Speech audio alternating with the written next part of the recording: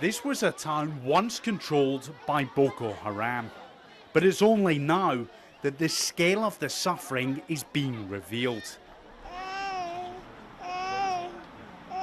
3-year-old Mohammed is close to death.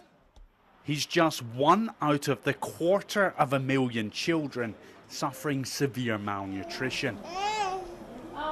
Doctors are struggling to save his life. We only had grain to eat, Mohammed's mother tells me. There was no money to buy food. Life in the village was the survival of the fittest. Rescued by the army, relief is now at hand.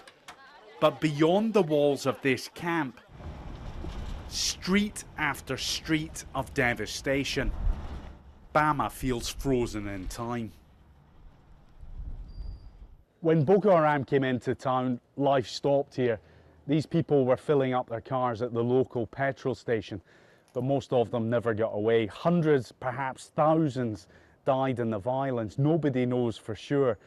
And while there are pockets of reconstruction in Bama, there's still a huge amount of work to be done. But it's not just here. Towns and villages across this region lie devastated. And it's the youngest that are suffering the most. Hawa is just 3. She's only known a world of hunger. Her mother couldn't afford food, but finally she's getting help.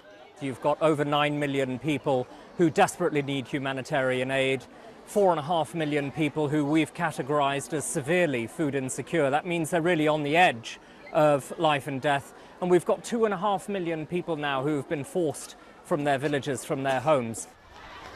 They may now be safe from the fighting, but their future is far from secure.